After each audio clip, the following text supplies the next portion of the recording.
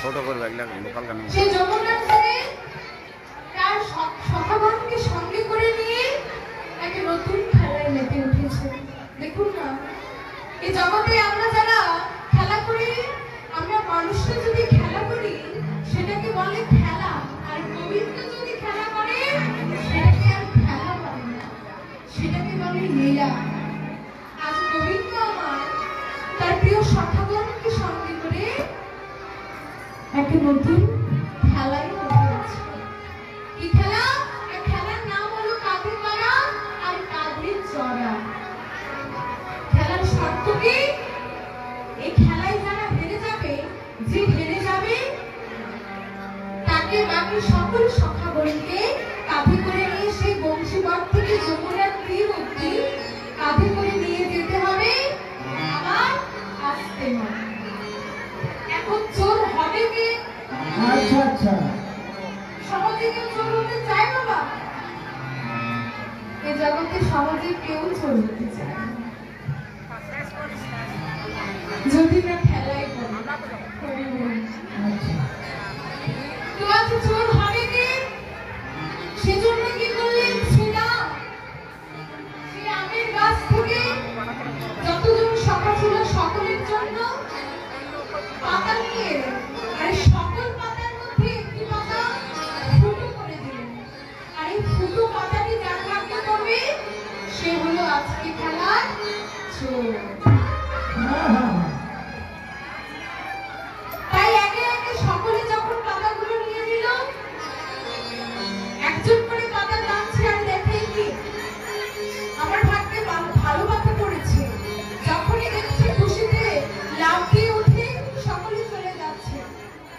এভাবে নিতে নিতে যখন শ্রীরামের পালা এলো, শ্রীরাম পাতাটিকে নিচ্ছে আর মনে মনে ভাবছে, আমারে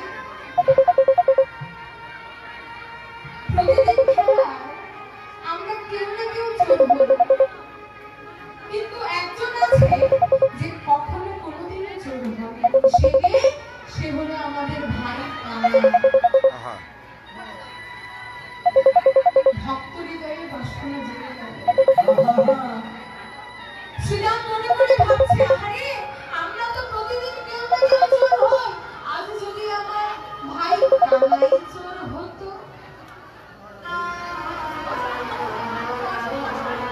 ভক্ত হৃদয়ে বাসনা জেগে গেছে, ভগবান কি না জেনে থাকতে পারে? ভগবান জেনে গেল। কানাই মনে মনে ভাবছে, শ্রীরাম দাদা, এই ছিল তোমার মনে? আমি চোর হই এটা তুমি চাও? শ্রীরাম দাদা, আমি যে বাঞ্ছা কল্পতরু, ভক্তের বাঞ্ছা পূরণ করাই যে আমার কাজ। আজকে আমি তোমার মনের বাঞ্ছাকে পূরণ করব। শ্রীরাম তার নিজের পাতাকে নিয়ে নিল। নিয়ে নেওয়ার পরে সকলে নিজের নিজের পাতায় দেখছে কি সকলের ভালো পাতা, ফুটো পাতাটি গেল কার কাছে? কেউ ভাবতে পারেনি সেই ফুটো পাতাটি আমার গোবিন্দের কাছে। কারণ গোবিন্দ তো কোনোদিনও চোর হয় না, কেউ ভাবতেই পারে না। একে একে সকল সখাগণের পাতা যখন শ্রীরাম দেখল, অবশেষে মনে মনে ভাবছে, কি কানাই, ওরে ভাই কানাই, তুই বদনটা এত মলিন করে কেন রেখেছিস? দেখি তোর পাতাটা দেখি। কানাই আমার মলিন বদনের পাতা থেকে যখনই দেখেছে, শ্রীরাম যখন দেখেছে কানাইয়ের ভাগ্যে সেই ফুটো পাতাটি পড়েছে, সকলে আনন্দে ভরে উঠল, কানাই চোর, কানাই চোর।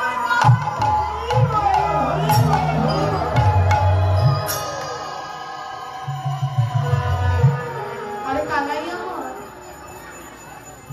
মৃদু হেসে বলছে, আহারে আমি ভাবলাম শুধু শ্রীরাম দাদার মনেই বাসনা জেগেছে, কিন্তু এখন দেখছি সকল সখাগণের মনেই বাসনা ছিল। আমি চোর হলে তোরা এত আনন্দ পাস, আজ তোদের আনন্দই আমি পূরণ করব, তোদের বাসনাই পূরণ করব। তাই আজ গোবিন্দ এই জগতের ভগবান হয়ে আজ বিনোদ খেলায় মেতে আমার গোবিন্দ যেহেতু চোর হয়েছে, সে খেলার শর্ত অনুযায়ী একজনকে কাঁধে করে নিচ্ছে আর সে বংশীবন থেকে যমুনার তীর অবধি রেখে আসছে। এভাবে রাখতে রাখতে যখন শ্রীরামের পালা এলো, শ্রীরাম কাঁধে উঠে একবার একটি পা বাড়ায় আরেকটি পা পিছনে, তবুও কাঁধে উঠলো।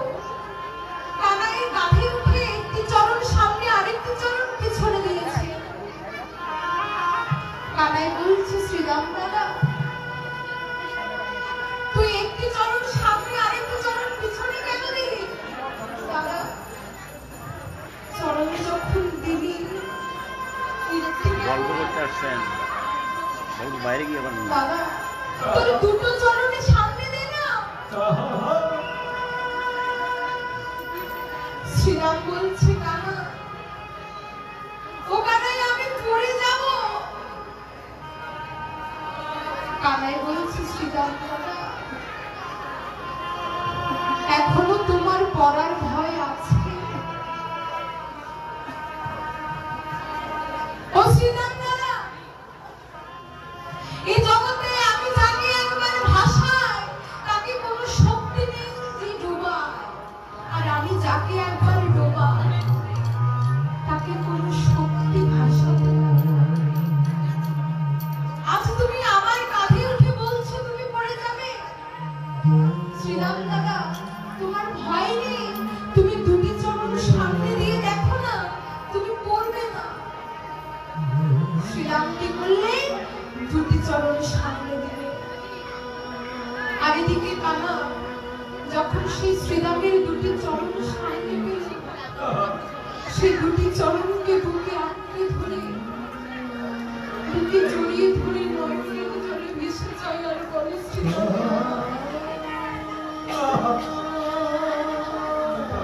শ্রীরাম দাদা আমি আগে কখনো বুঝিনি যে ভক্তের চরণ বুকে আঁকড়ে ধরলে এত সুখ প্রাপ্তি হয়।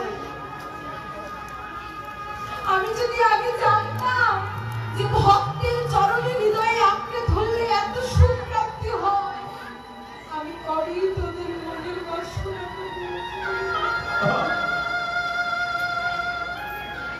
আজ গোবিন্দ ভগবান শ্রী শ্রীরামের চরণ দুটিকে নিজের পক্ষে আঁকড়ে ধরে নয়নের জলে ভেসে যাচ্ছে।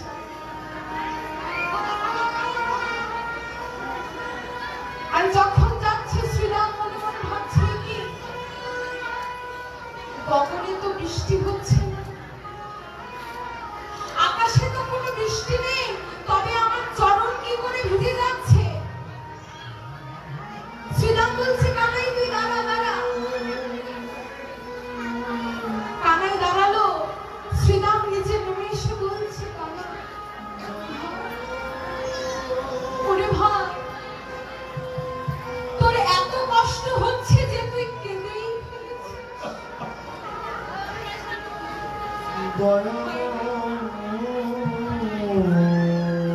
তুই না বলিস তুই আমাদের ভাই, আজ আমাদের ভাই হয়ে তুই আমাকে একটিবারও বলতে পারলি না যে শ্রীরাম দাদা তোমাকে কাঁধে করে নিয়ে আমার বড় কষ্ট হচ্ছে।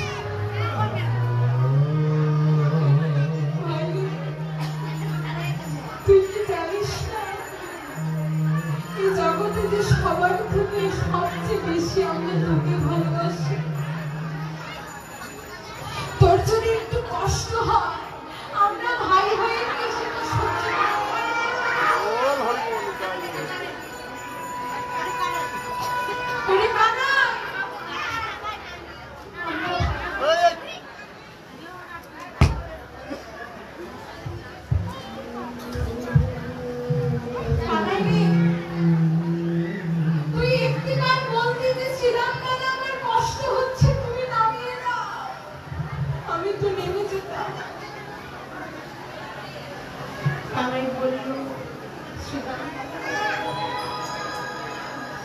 করেছিলাম না?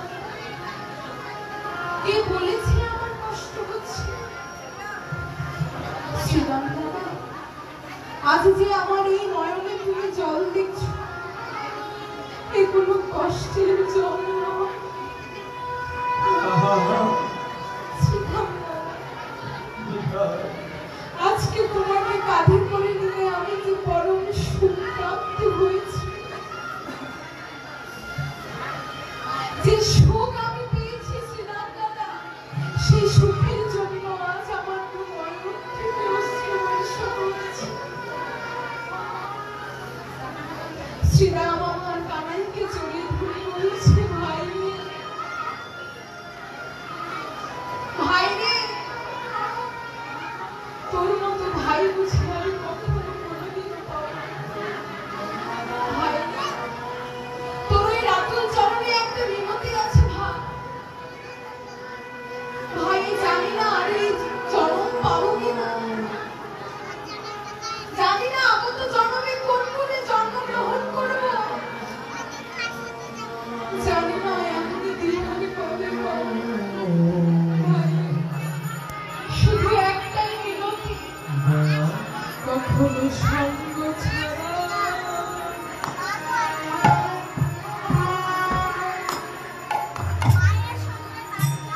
আমায় করিস রাধা।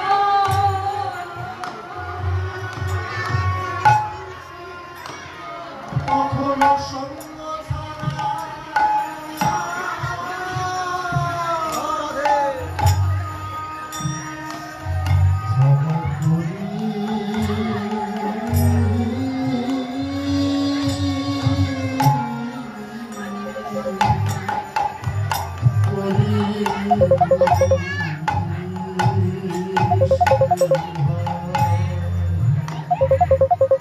ভাই রে,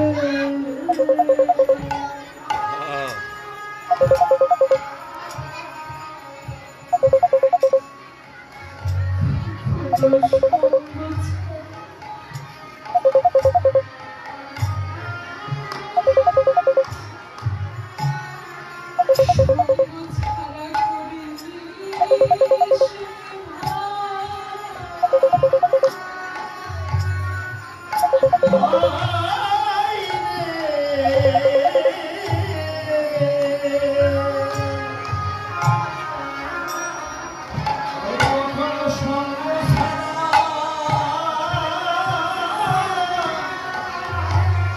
করিস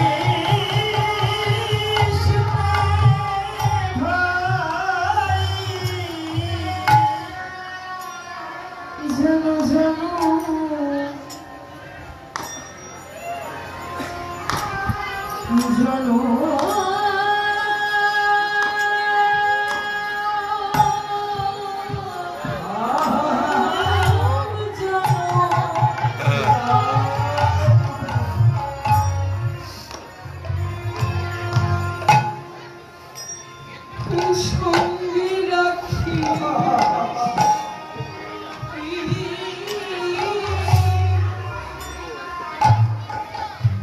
কখনো যেন সঙ্গ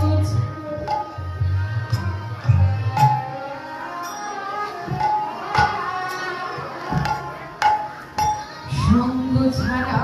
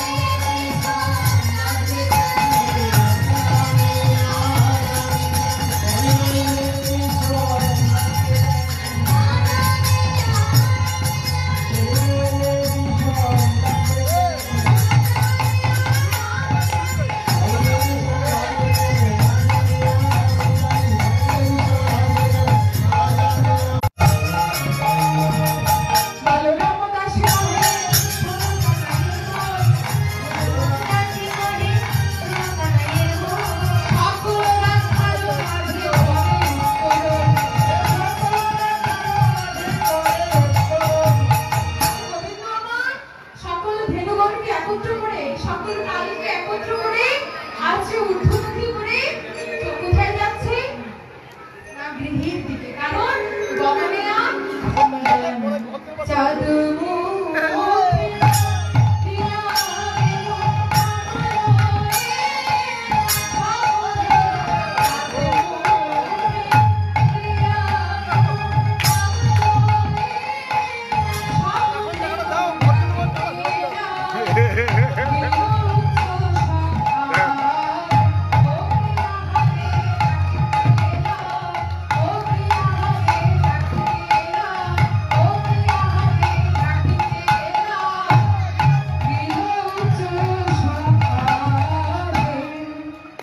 এবার শুনিয়া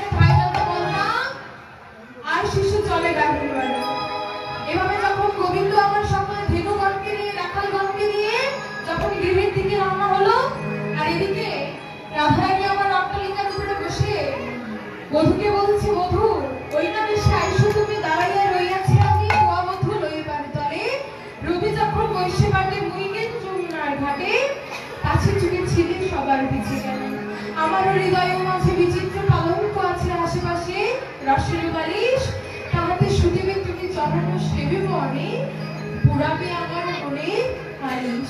বধূ হে তুমি ওই বেশে ওই পথ দিয়ে যাবে, আমি তোমার গাওয়ার সময় নাই, অনেক পথ গাইছে তারপর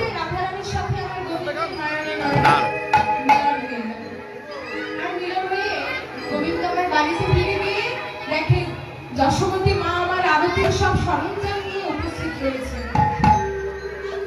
যশোমতী আমার গোবিন্দকে আরতি করবে, আমার মায়েরা সকলে নিজের মাথায় গোবিন্দকে আরতি করবে। আরতি করে নন্দরানী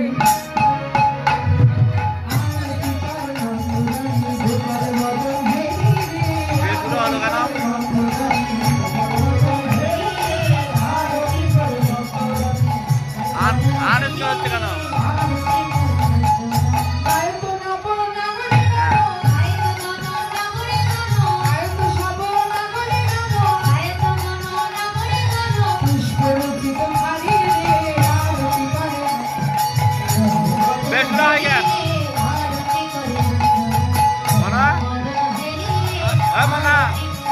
খেলায় গে আনিস খেলায় গে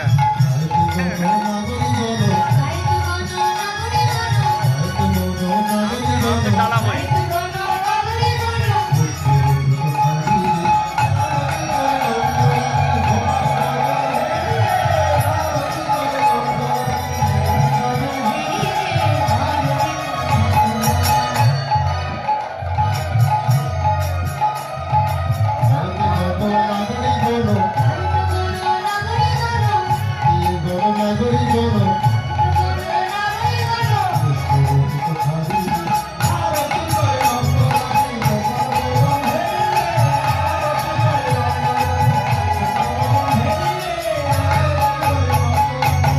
হয়ে গেছে প্রদীপ নাও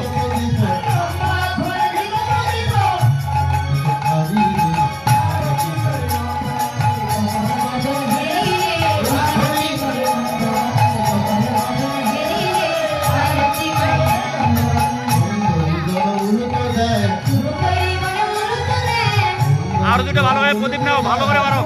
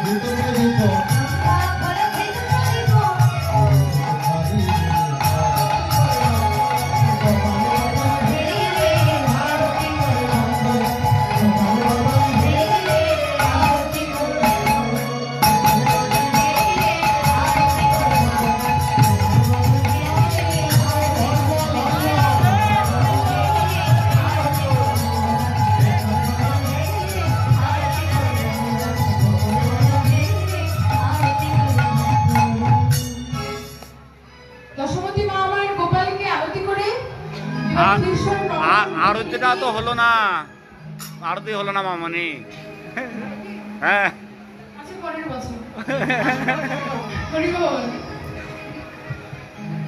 এবার যশোমতী মা গোপালকে ক্ষীরসর নবনী